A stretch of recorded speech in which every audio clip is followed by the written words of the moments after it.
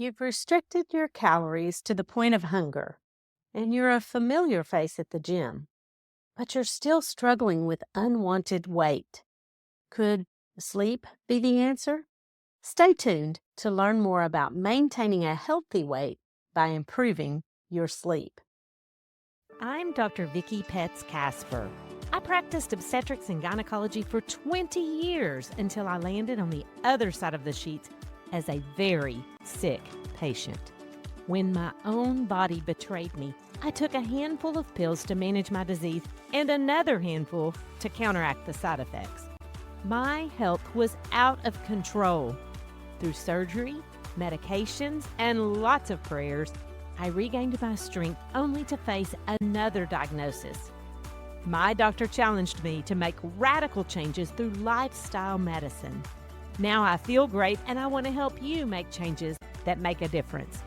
Healthy Looks Great on You podcast takes you to many medical schools so you can learn the power of lifestyle medicine. If you're ready to take control of your health, you're in the right place. Whether you're focused on prevention or you're trying to manage a condition, I'll give you practical steps to start your own journey toward better health, because healthy looks great on you. This is episode 161, Importance of Sleep and Weight. It doesn't seem fair. You eat less than others and exercise more, but you've still got an unwanted spare tire around your belly. If you've checked all the boxes and can't figure out what's wrong, maybe it's time to go to bed and get some good quality sleep. Did you know that there are studies that indicate as much as a 40 to 55% increased risk of obesity associated with short duration of sleep? And this is true for night shift workers as well. Of course, there are other factors that contribute to excess weight gain, but poor sleep is an often overlooked contributor that keeps you from reaching your healthy weight goals despite your best efforts. The risk of metabolic syndrome is increased by 3-fold by poor sleep. In today's episode, you'll understand the sleep-weight connection, assess your current sleep quality, and implement science-backed strategies to improve sleep and start making habit changes to your sleep that affect your diet and activity level. Wow, it looks like sleep may be the secret ingredient that ties it all together. Now, am I saying you'll lose weight if you have good quality sleep? Sorry, but no. But what I am saying is that if you don't sleep well, your chances of struggling with obesity are increased. And that goes for children as well as adults. If you missed the previous episodes on sleep in this series, I'll put links in the show notes. And if you want practical steps to help improve your sleep, register for my free live sleep masterclass. I'll put a link in the show notes. Because if you improve your sleep, you'll have more energy, improved mood, and maybe an easier time controlling your weight. If you're worried about the health consequences of belly fat, such as type 2 diabetes, cognitive decline, heart disease, and depression, then don't get stuck in this cycle of frustration. Struggling without seeing any progress takes a toll on your mental health and emotions. Let's start by going to mini medical school to meet the hormones that control appetite. Ghrelin is the hunger hormone. Think of it like a lead foot on the gas pedal going full speed ahead. Leptin is the counter hormone that controls satiety, which is a signal to your brain that you've had enough and you're satisfied. So this one pumps the brakes. Ghrelin's job is to tell you, I'm hungry, so that you eat. Most of it's produced in cells that line the stomach, which makes perfect sense that the sensor would be in the gut. It then travels through the bloodstream to the brain, where it turns on receptors in the hypothalamus. Now, this is the central control center for hunger, and that stimulates the release of neuropeptide Y, which increases appetite and also decreases energy expenditure to conserve calories. Now, levels of ghrelin should rise before a meal and drop off after you fill your belly. Makes sense, right? But get this. When you don't get enough sleep, even for one night, ghrelin levels increase by around 20%. So sleepyheads have a foot on the eating accelerator and experience increased appetite. And here's the deal. It's not an appetite for broccoli. It actually makes you crave calorie-dense foods like cookies. And when the rhythm of ghrelin levels gets out of whack, you experience hunger at inappropriate times. Kind of like running a red light, except instead of getting a ticket, the needle on the scale is your fine.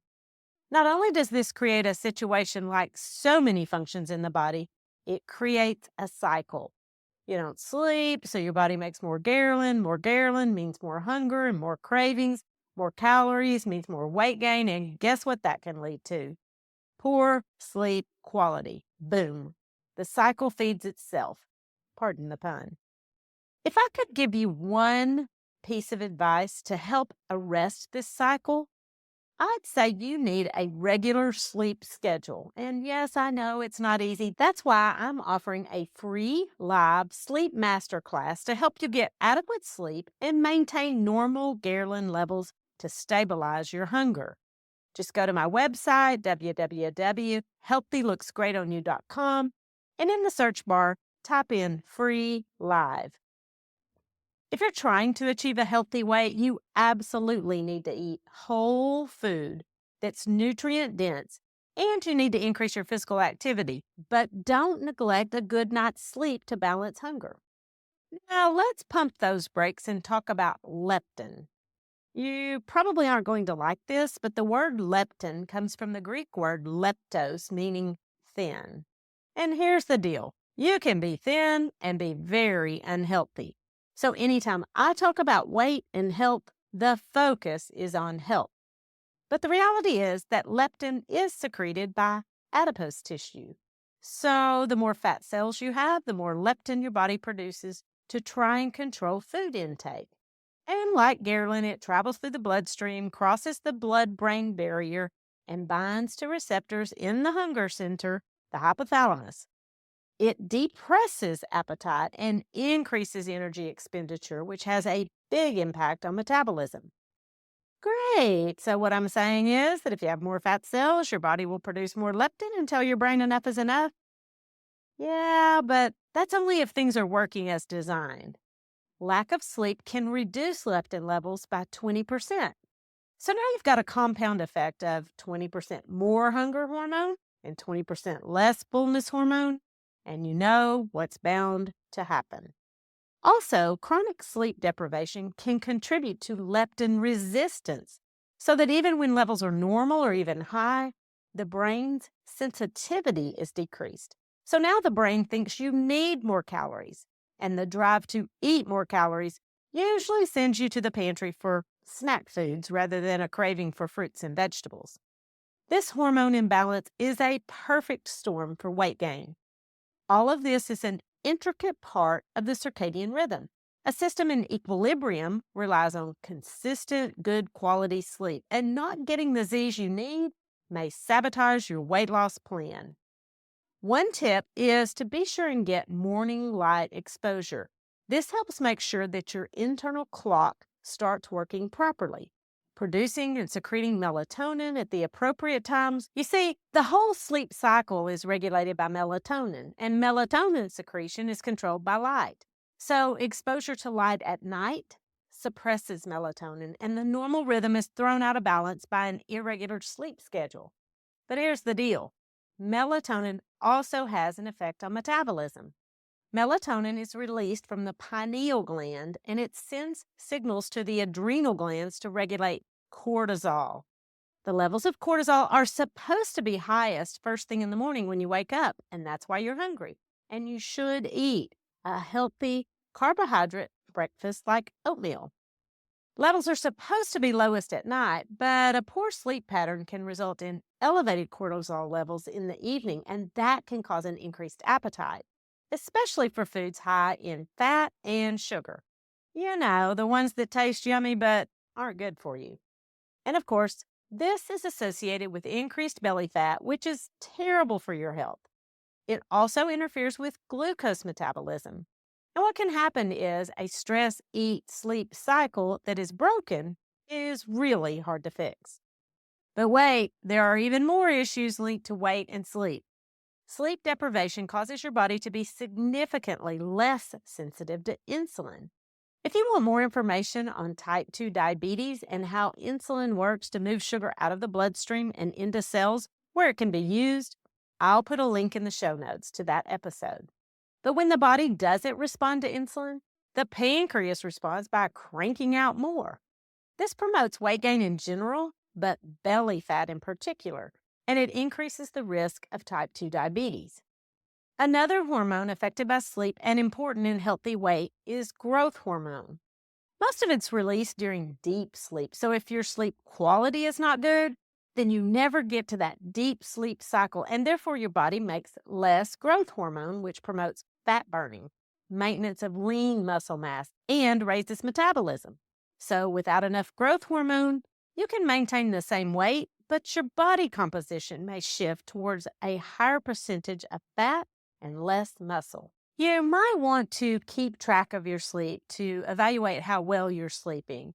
And quantity and quality are important. For example, you may sleep 8 hours a night, but if you never get to that deep sleep, then you're not making the growth hormone you need. What can make you do that is alcohol. Alcohol may help you fall asleep, but it prevents you from getting into that deep sleep. And many sleeping medications do the same thing. So it's important to focus on not only the quantity, but the quality. But here's the deal. Without the quantity, you never get to those 5 to 6 cycles of sleep that you need to go through before your body gets into the deep sleep. So it's all very important. And it may help you to track your sleep to see how you're doing. If you'd like a free sleep tracker blueprint, then just show up to my free live sleep masterclass. You can sign up, the link in the show notes. Thyroid hormone levels can be affected by sleep too because of the reduction in thyroid stimulating hormone, or TSH, which is released from the brain to tell the thyroid gland how much T3 and T4 to make. When thyroid function is low, the metabolic rate slows, fatigue increases, and weight gain can occur. In one episode, I referred to sleep as the mood mechanic. I'll put a link to that in the show notes as well, but that's because sleep deprivation affects the reward centers in the brain where dopamine lives. And look, we gotta have dopamine in our brains. We'll do anything to increase the levels, and that can result in using food as a way to satisfy the need. In addition, serotonin levels are lowered with poor sleep, and that can cause unhealthy carbohydrate cravings. And what about sex hormones? Well, testosterone can decrease by 10 to 15% in men due to poor sleep for a week. And this can reduce muscle mass and increase fat storage. And in women, estrogen and progesterone imbalances can occur, and that also affects fat storage, especially after menopause. And it also lowers metabolism. If you've tried really hard to lose weight, remember, diet is far more important than anything, including exercise. Of course, you need a healthy diet and activity for optimum health.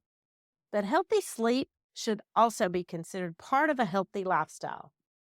Good sleep habits means keeping a regular schedule, timing light exposure because that's what controls melatonin secretion and that gets the whole ball of wax rolling. But also having a good environment to sleep. You need a comfortable, uncluttered place to sleep. And think cave, cool, dark, and quiet. And of course, those screens emit blue light, and that suppresses melatonin secretion and can interfere with your sleep. Also, be mindful of the things that you eat and drink, like caffeine and sugar and salt. All of these things can affect your sleep, but new habits aren't always easy to form, and old habits aren't always easy to break. If you'd like to learn more, join me for my free sleep masterclass. It'll be live on March 3rd, 5th, and 8th. We'll look at 6 surprising reasons you're tossing and turning and what to do about them. I'll help you make small, sustainable changes to improve sleep and maintain a healthy weight, because healthy looks great on you. The information contained in this podcast is for educational purposes only and is not considered to be a substitute for medical advice. You should continue to follow up with your physician or healthcare provider and take medication as prescribed. Though the information in this podcast is evidence-based, new research may develop and recommendations may change.